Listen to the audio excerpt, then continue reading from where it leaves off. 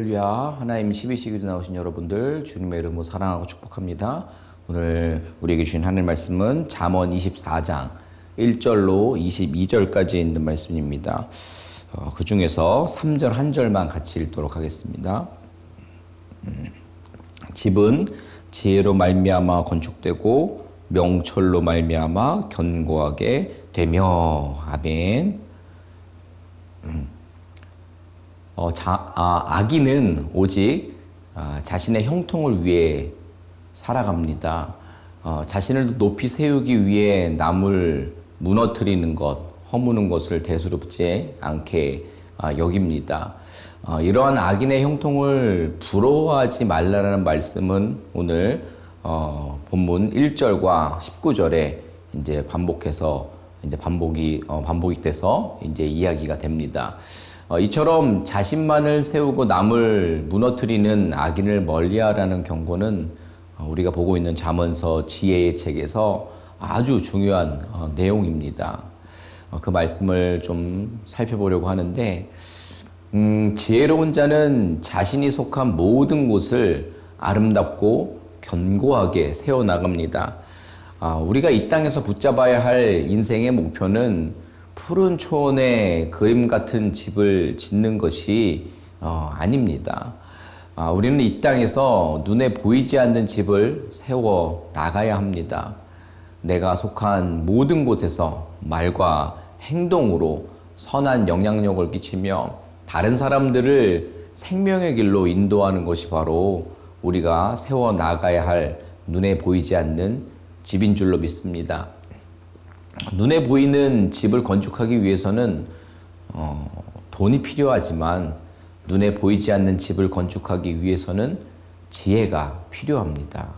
오늘 같이 읽은 3절 말씀을 특별히 보면 집은 지혜로 말미암아 건축되고 명철로 말미암아 견고하게 되며 라고 말씀하고 있습니다. 성경에서는 이 집이라는 단어가 문자 그대로 물리적인 집이나 가정도 이야기하지만 뿐만 아니라 인간의 몸, 그리고 인생, 나아가 속한 어떤 사회와 국가를 의미하는 단어로 사용되기도 합니다. 그리고 이제 잠언서를 계속 보고 있는 분들이라면 지혜는 하나님 말씀이고 주님 그 자체를 뜻한다고 할 수 있습니다.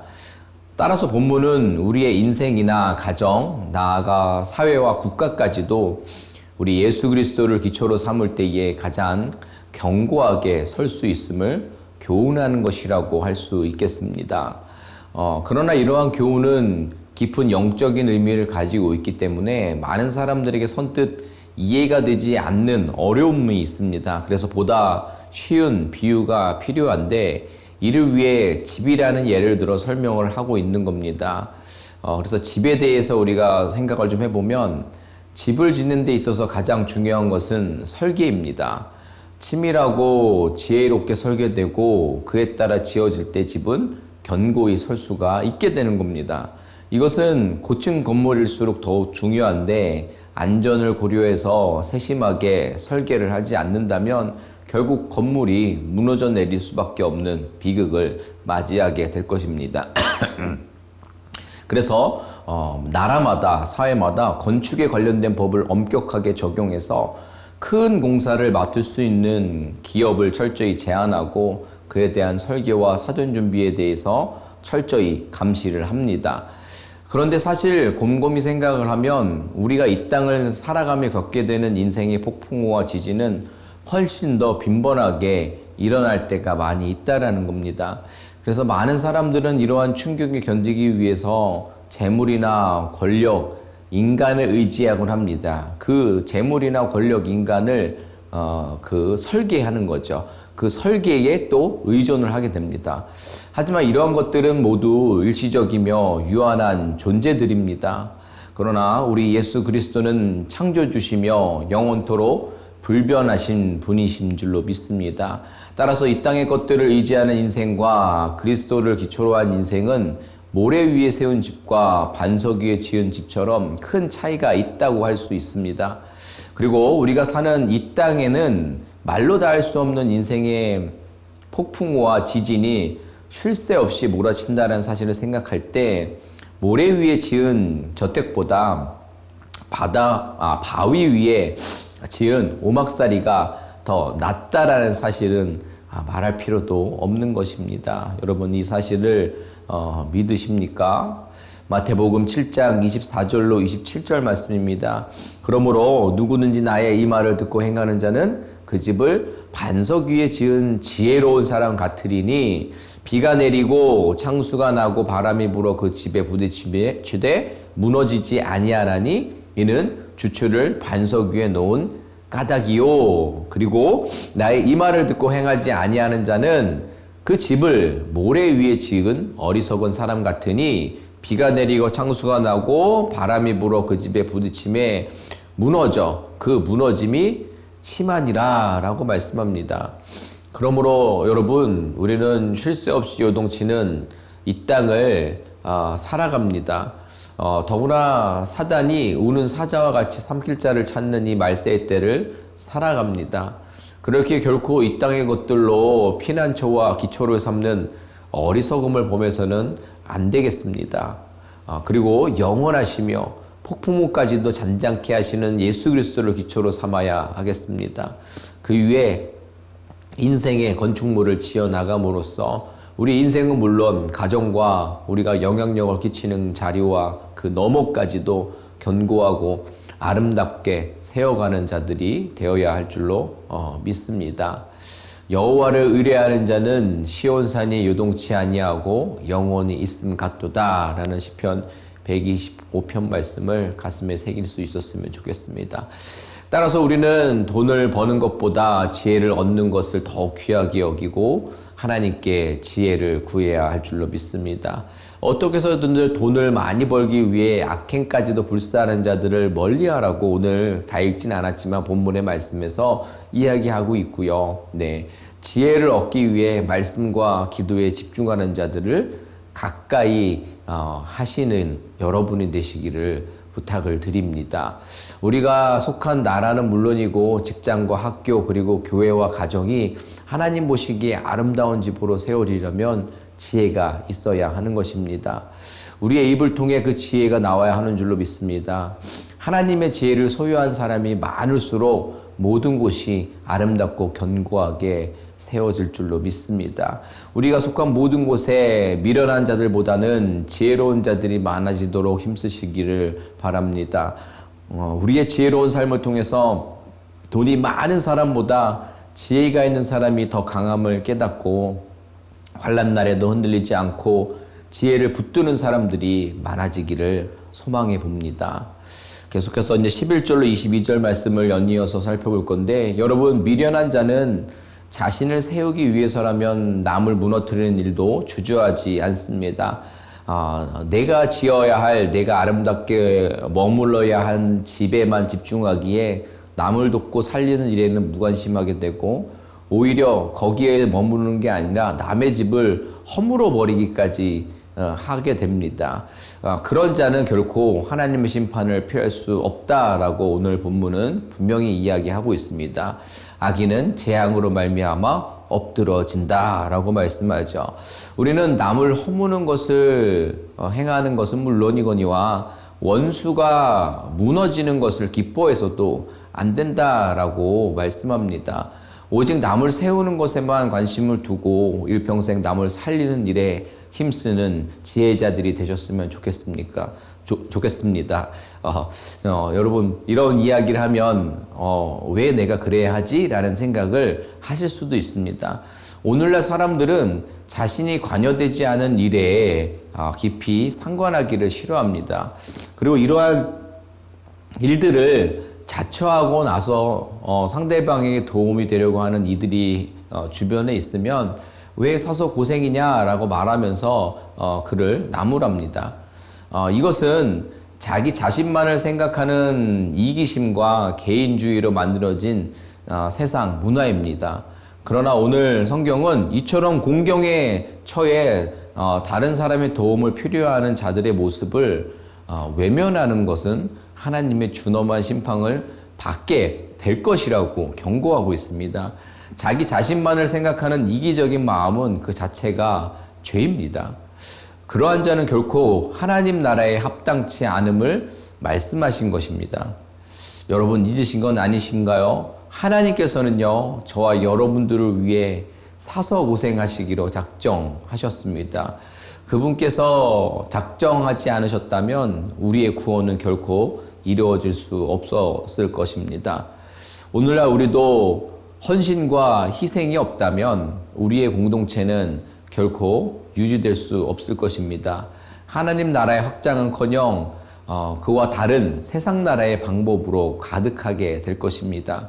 이기적인 마음을 버리고 어려움에 처한 이웃을 돌아보며 그들을 긍휼히 여길 수 있는 참 성도가 되어야 하겠습니다. 만약 억울한 일을 당한 사람을 본다면 어떻게 하시겠습니까? 그때 우리는 나와 상관없는 일이라며 모른 채 하지 말고 마땅히 도와주어야 할 것입니다. 각 사람의 행위대로 보응하신 하나님께서 나의 마음까지 다 알고 계시기에 그 일은 분명히 나와 상관 있는 일입니다. 이 땅에는 우리가 살리고 도와야 할 자들이 많습니다. 그들을 육적으로도 영적으로도 도와야 합니다. 본문에 의지해서 말씀드리면 남을 허무는 자들에게는 미래가 없습니다. 하나님이 그들의 등불을 끄실 것입니다. 20절이죠. 대저 행악자는 장래가 없겠고 악인의 등불은 꺼지리라. 야고보서 4장 17절 말씀입니다. 이러므로 사람이 선을 행할 줄 알고도 행치 아니하면 죄니라 라고 말씀합니다. 하지만 남을 세우는 자들에게는 밝은 미래가 열릴 것입니다. 하나님께서 그들을 별과 같이 영원토록 빛나게 하실 줄로 믿습니다. 그러므로 남을 허무는 자들을 멀리하고 남을 세우는 자들을 더욱 가까이 하시길 바랍니다. 바라기는 여러분들이 가까이 하고 싶어하는 지혜로운 남을 세우는 보이지 않는 집을 세우는 여러분 되셨으면 좋겠습니다. 말씀을 마무리합니다. 13절에 의지해서 보면 지혜는 송이꿀보다 달콤하고 몸에 좋습니다.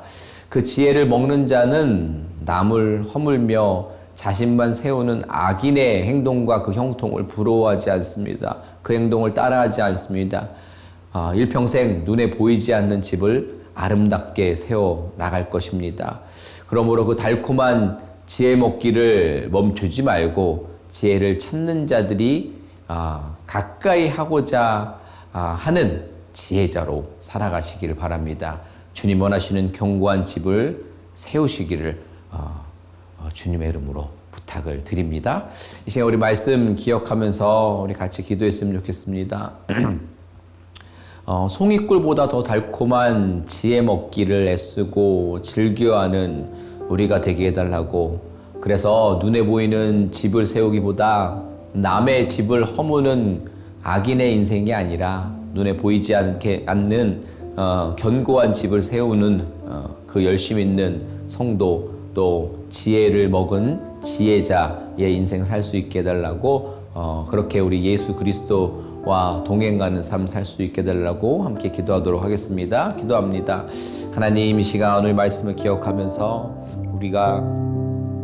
우리의 삶의 목표가 우리의 삶의 윤택을 위한 정말 보이는 집을 짓는 데 혈안이 되어 있다면 다시금 주님 말씀 묵상함을 통해서 아버지께서 허락하신 그 지혜의 아버지 집을 짓는 데에 우리의 삶의 목표를 다할 수 있는 저희들 될 수 있도록 주님 인도하여 주시옵소서. 주님, 우리에게 정말 힘과 능력 주셔서 그 세상의 방법으로 자꾸 우리가 쓸려가는 것이 아니라 하나님의 방법으로 하나님 나라를 세울 수 있는 아버지 눈에 보이지 않는 그 견고한 지혜로운 집을 세워나갈 수 있는 저희들 되게 하여 주시옵소서. 더욱더 아버지 그 달콤한 것을 우리 입에 가까이 할 수 있는 우리 되게 하여 주시옵소서. 정말 우리의 그 삶을 통해 지혜로운 삶을 통해서 주님이 원하시는 그 삶을 살아낼 수 있는, 그래서 하나님 나라를 우리의 삶을 통해서 드러낼 수 있는 아버지 정말 많은 사람들이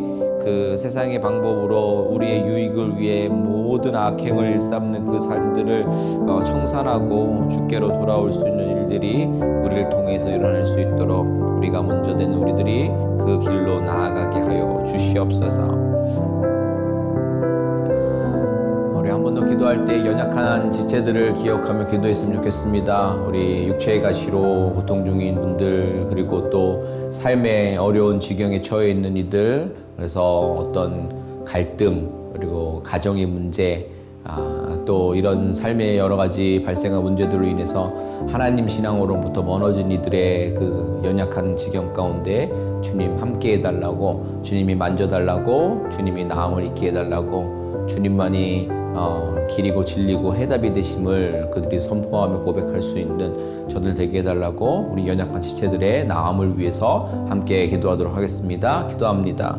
하나님 아버지, 이 시간 우리가 연약한 지체들을 주님께로 올려드립니다. 우리의 아버지 주님, 기도를 통하여서 저들의 삶이 회복되어지는 놀라운 역사가 있게 하여 주시옵소서. 하나님, 정말 육체의 가시로 고통 중인 이들, 그 고통 가운데에, 아버지 그 두려움 가운데에, 그 나약함 가운데에 주님 찾아가 주셔서 위로해 주시고 주님의 평강으로 그들이 다시 일어서며 아버지 주님 앞에 온전한 모습으로 나올 수 있도록 주님 인도하여 주시옵소서. 또한 아버지 삶의 문제로 인하여서 지금 낙심하고 있고 무너져 있는 이들, 저들의 문제 가운데 찾아가 주시옵소서. 또 아버지 하나님, 어떤 갈등과 또 가정의 문제와 또 정말 어떻게든 해결할 수 없을 것만 같은 문제 속에 허덕이고 있는 일이 있다면 주님께서 아버지 또 찾아가 주셔서 주님이 불가능해 보이는 문제를 해결해 주옵소서. 아버지 주님께서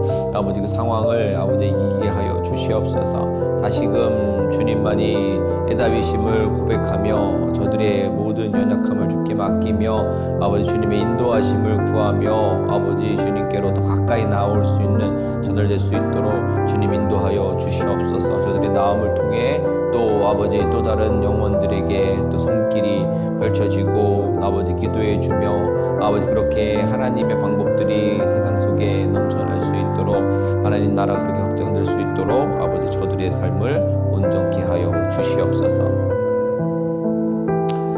하나님, 우리의 열심이, 우리의 목표와 유익이 우리가 보이고 내가 평안을 얻을 수 있는 집과 어떤 물질에 사로잡혀 있었습니까? 오늘 말씀을 기억함을 통해 지혜를 더욱 가까이 하며 또 그 지혜가 말하는 말씀을 가슴에 잘 새겨서 보이지 않는 집을 세우는 데에 더 열심을 낼 수 있는, 정말 어렵고 힘든 이들에게 손을 내밀 수 있는, 악인의 평안을 부러워하지 않고 주님이 말씀하신 지혜의 길을 묵묵히 걸어 나아갈 수 있는 저희들 되게 하여 주시옵소서. 저희들의 그 삶을 통해서 어지러운 세상 가운데에 세상의 방법이 전부인 양 모두가 따라가는 그 길 가운데에